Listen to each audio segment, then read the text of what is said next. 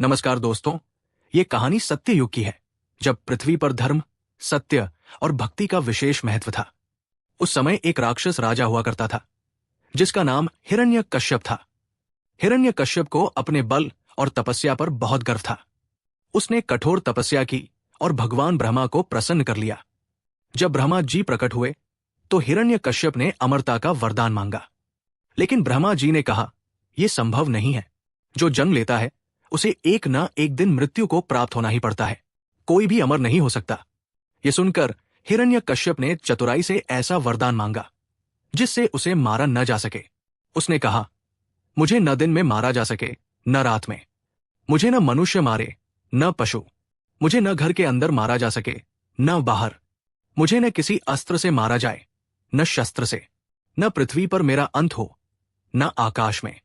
ब्रह्मा जी ने तथास्तु कहकर वरदान दे दिया। वरदान पाकर हिरण्यकश्यप अहंकारी हो गया। उसने सोचा कि अब उसे कोई नहीं मार सकता। उसने पूरे संसार में आतंक फैलाना शुरू कर दिया। उसने भगवान विष्णु से विशेष द्वेष करना शुरू कर दिया, क्योंकि विष्णु भगवान ने उसके भाई हिरण्याक्ष का वध किया था। हिरण्यकश्यप ने अपने राज्य में ये आदेश दिया कि कोई भी भगवान विष्णु की पूजा नहीं करेगा। लोग केवल उसकी पूजा करेंगे। जो भी उसके आदेश का उल्लंघन करेगा, उसे कठोर दंड दिया जाएगा। हिरण्यकश्यप का एक पुत्र हुआ, जिसका नाम प्रहलाद रखा गया। प्रहलाद जन्म से ही विष्णु भक्त था। यह कहा जाता है कि प्रहलाद को भगवान विष्णु का आशीर्वाद गर्भ में ही प्राप्त हो गया था। उसकी माता कयाधु जब प्रहलाद को गर्भ में धारण किए हुए थी, तब ऋषि नारद ने उन्हें विष्णु भक्ति के बारे में सिखाया था। प्रहलाद बड़ा होकर विष्णु भगवान के नाम का जप करने लगा। वो नमो भगवते वासुदेवाय का जाप हर समय करता। ये देखकर हिरण्यकश्यप बहुत नाराज हुआ। उसने प्रहलाद से पूछा, तू किसकी पूजा करता है? प्रहलाद ने निर्भीक होकर कहा, मैं भगवान विष्णु की पूजा करता हूं। वो सृष्टि के पालनहार है। ये सुनकर हिरण्यकश्यप क्रोधित हो गया और प्रहलाद को अपनी भक्ति छोड़ने के लिए कहा, लेकिन प्रहलाद ने मना कर दिया। हिरण्यकश्यप ने अपने पुत्र की भक्ति की परीक्षा लेने का निश्चय किया। उसने अपने सेवकों को आदेश दिया कि वे प्रहलाद को सजा दें, लेकिन भगवान विष्णु की कृपा से हर बार प्रहलाद बच गया। पहली सजा, प्रहलाद को जहर पिलाया गया, लेकिन विष्णु भगवान की कृपा से विष अमृत में बदल गया। दूसरी सजा, उसे जंगली हाथियों के सामने फेंक दिया गया, लेकिन हाथियों ने प्रहलाद को छुआ तक नहीं। तीसरी सजा, प्रहलाद को ऊंची चट्टान से गिराया गया, लेकिन पृथ्वी ने उसे अपनी गोद में समेट लिया। चौथी सजा, उबलते तेल के कड़ाहे में डाल दिया गया, लेकिन प्रहलाद सुरक्षित निकल आया। आखिरकार हिरण्यकश्यप ने अपनी बहन होलिका की मदद ली।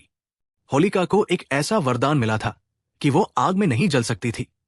उसने प्रहलाद को अपनी गोद में लेकर अग्नि में बैठने की योजना बनाई, लेकिन भगवान विष्णु की कृपा से होलिका का वरदान निष्फल हो गया। होलिका जलकर राख हो गई, जबकि प्रहलाद सुरक्षित बच गया। हिरण्यकश्यप को यह सब देखकर बहुत क्रोध आया। उसने प्रहलाद से पूछा, तुम्हारा भगवान आखिर है कहां? क्या वह इस खंभे में है? प्रहलाद ने विश्वास से कहा, भगवान हर जगह है, वो खंभे में भी है। गुस्से में हिरण्यकश्यप ने खंभे पर अपनी गदा मारी। तभी खंभे से भगवान नरसिंह प्रकट हुए। नरसिंह भगवान आधे मानव और आधे सिंह के रूप में थे।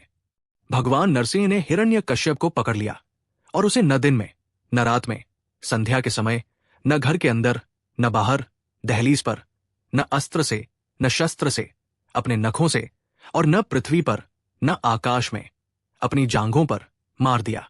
इस प्रकार भगवान ने हिरण्यकश्यप का अंत किया। भगवान नरसिंह ने प्रहलाद को आशीर्वाद दिया और उसे कहा, तुम्हारी भक्ति सच्ची थी। सच्चे भक्त की भगवान हमेशा रक्षा करते हैं। यह कथा हमें सिखाती है कि सच्ची भक्ति से बड़ा संकट भी दूर हो सकता है। अहंकार का अंत निश्चित है और भगवान अपने भक्तों की हमेशा रक्षा करते हैं।